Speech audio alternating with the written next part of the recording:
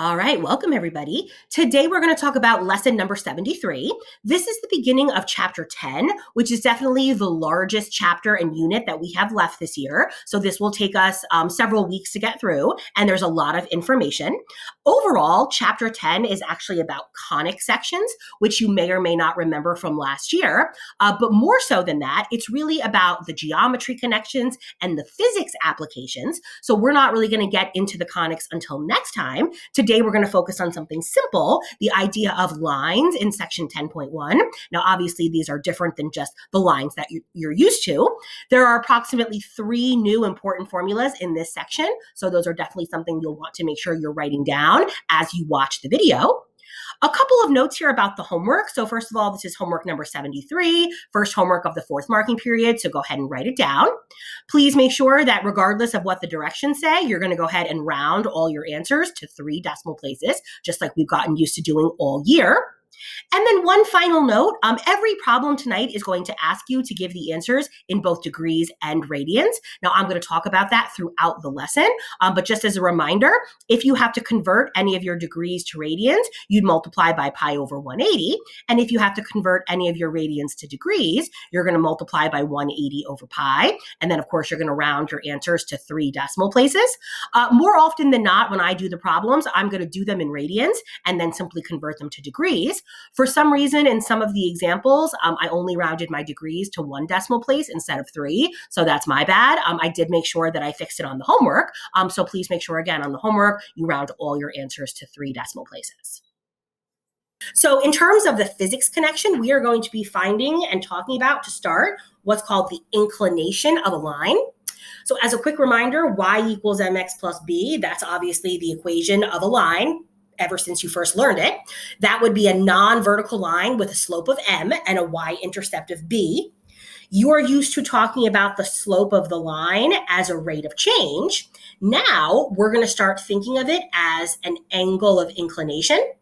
The thing that makes this possible is that every non-horizontal line must intersect the x-axis. If you measure the angle from the x-axis to the line, that will give you the inclination of the line. So here are the definitions and also the 4 examples. So the inclination of a non-horizontal line has to be a positive angle theta that is less than pi. So if it has to be both positive and less than pi, that means that in radians, it has to be between 0 and pi. In degrees, it has to be between 0 and 180. You are going to be asked to give answers in both degrees and radians. So make sure you know how to use the mode button on your calculator. These are the 4 examples here. So I would not ask you to find, or I guess I could ask you to find the angle of inclination of a horizontal line, but it would always be 0 since there is no angle from the x-axis to another horizontal line. If I was to ever ask you to find the angle of inclination for a vertical line, it would always, always, always be pi over 2. Notice that when you're measuring, you're always going counterclockwise from the x-axis to the line. So other than those 2 special cases of 0 and pi over 2, there's a bunch of other possibilities in between. So any positive slope line is always going to have an acute angle of inclination, which you're going to find here. Any slope that is negative is going to be a line that looks like this, and you're going to have an obtuse angle of inclination. How do you find those angles? Well, here's the formula. If you have a non-vertical line that has an inclination of theta and a slope of m, then m, the slope, is always going to be equal to the tangent of theta. So the tangent is really what we're going to be using here. This is an important formula. So again, write it down. Remember, it's always good to keep a running list of formulas from the sections. That way you have it handy for reviews and tests. Here in example number 1, we are trying to find the inclination of the line 2x plus 3y equals 6. Here's the formula that I just taught you, m equals the tangent of theta. So the very first thing we have to find is what is the slope of the line in question. So I'm going to take my 2x plus 3y equals 6, and I'm going to rewrite that as y equals mx plus b. So 3y equals negative 2x plus 6, divide by 3. You're going to get y equals negative 2/3 x plus 2. Really, the only thing that we care about is the slope, which is negative 2/3. And according to our formulas, we can now say that since m is negative 2/3, that means that the tangent of theta is equal to negative 2/3. The fact that the tangent is equal to a negative is how I know that I'm looking for an obtuse angle. If you look at the picture, any line that has a negative slope is always going to be some version of this, which means your angle of inclination is always going to be obtuse.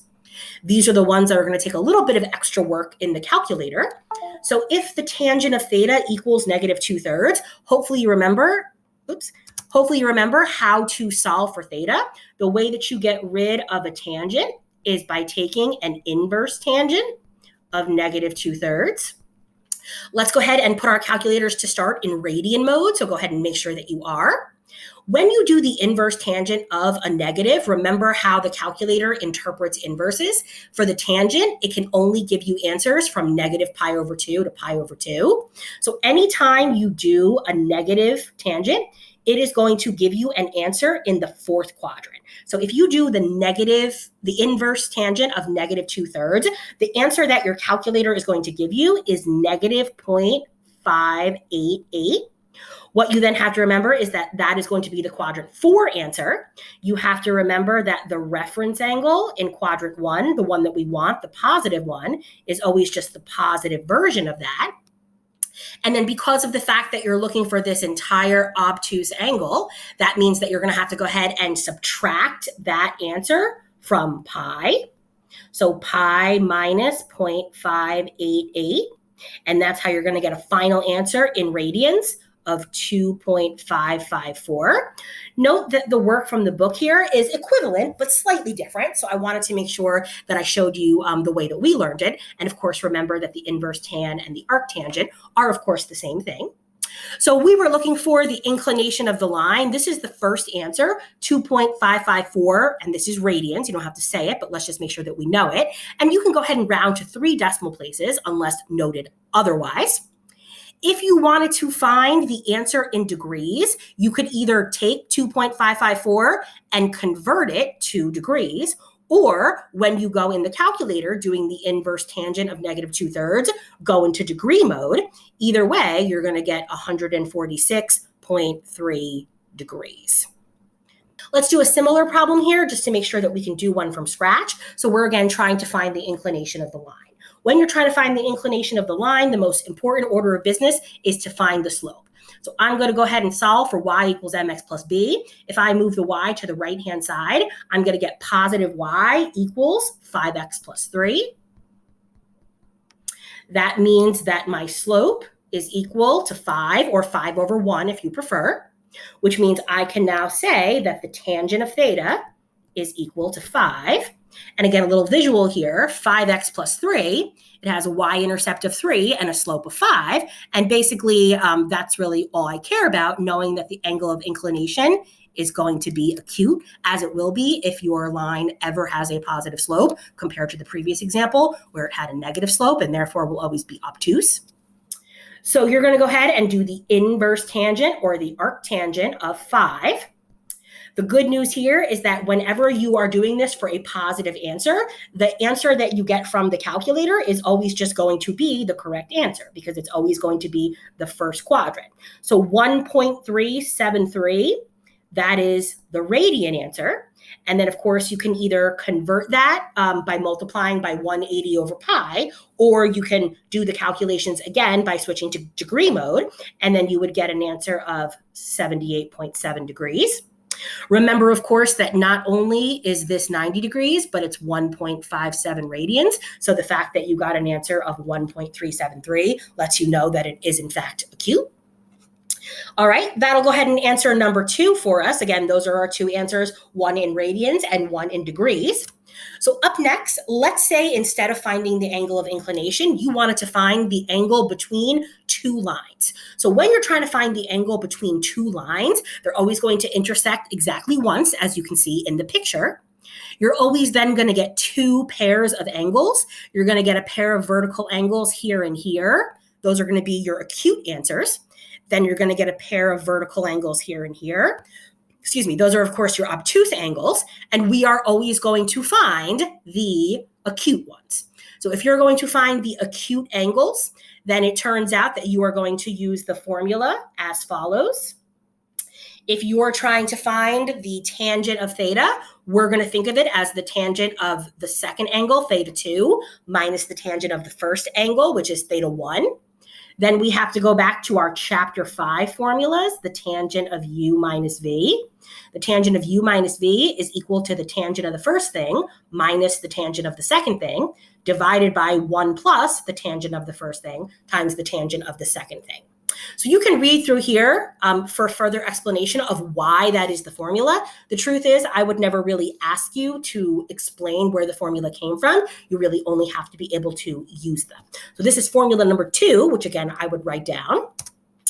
And let's go ahead and, So that is just the introduction to the formula for what we need. So on the next slide, our new formula for the angle between two lines is if you have two non-perpendicular lines, which if they were perpendicular, we would just know that the angle was 90 degrees, then you can find the angle between them by doing the tangent of theta equals the absolute value of the slope of the second line minus the slope of the first line divided by 1 plus the slope of the first line times the slope of the second line.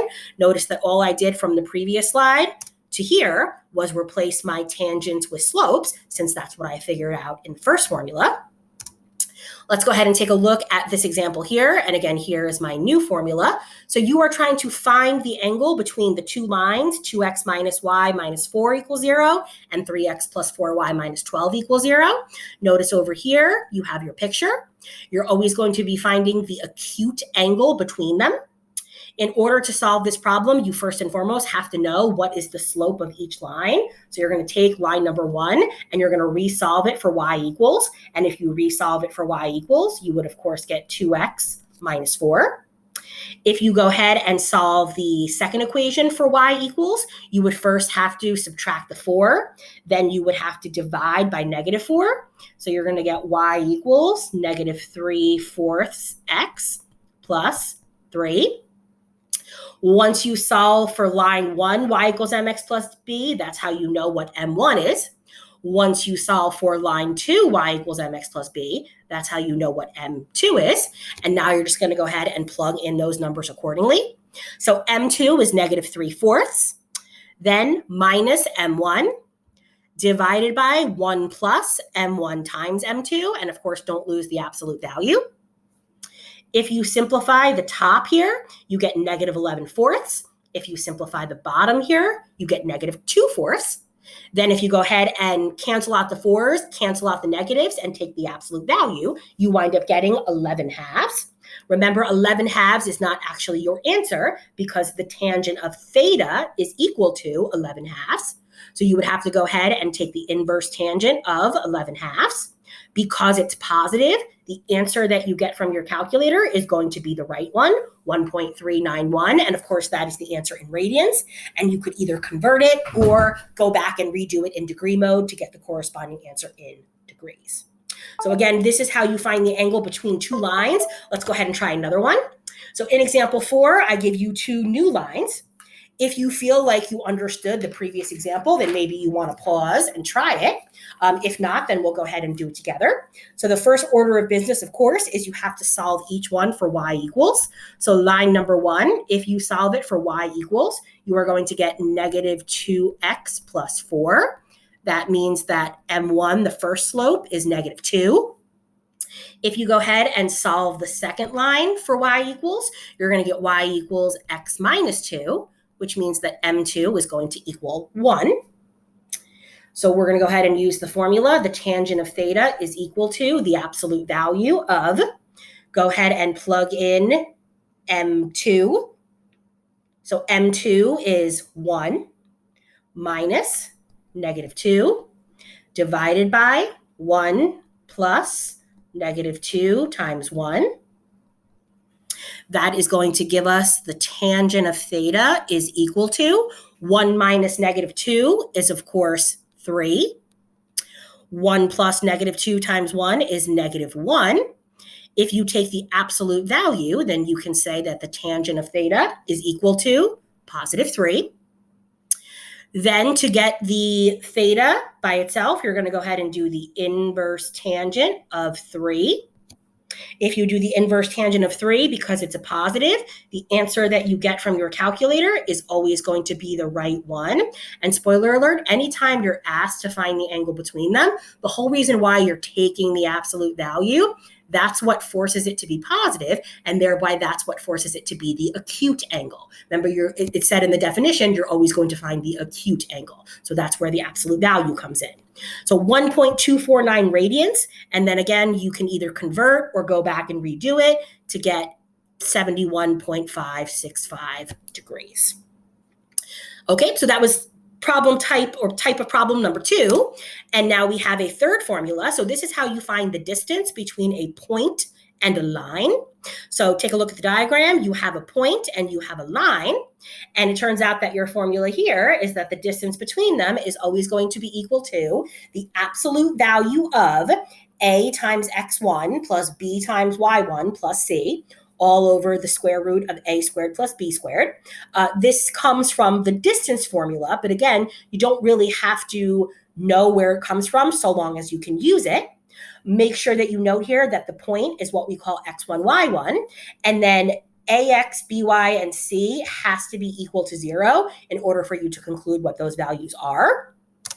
So here in example 5, this is the new formula, and we're going to go ahead and find the distance between a point and a line. So the point is 4, 1.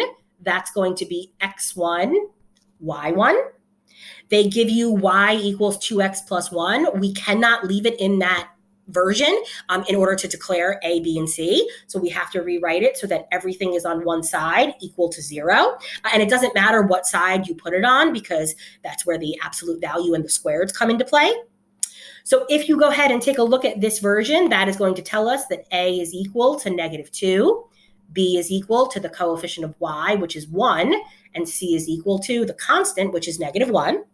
And then really it's just a matter of plugging the numbers in the right spot. So using the formula, you're going to do a -2 times x1, which is 4, plus b, which is 1, times y1, which is 1, plus the constant, which is -1, divided by the square root of a squared plus b squared. Don't forget those parentheses.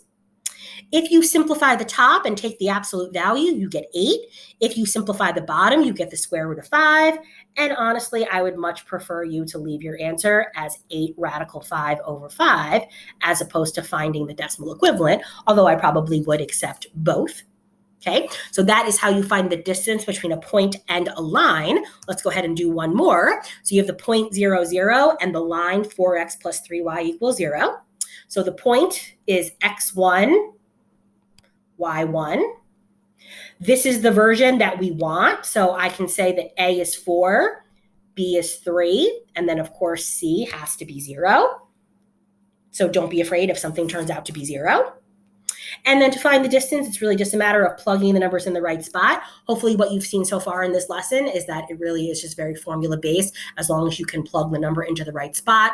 And again, there's lots of good proofs and reasons why the formulas are the way they are. They're in your book, or I'm happy to explain them to you, but I have a feeling most of you will just take my word for it.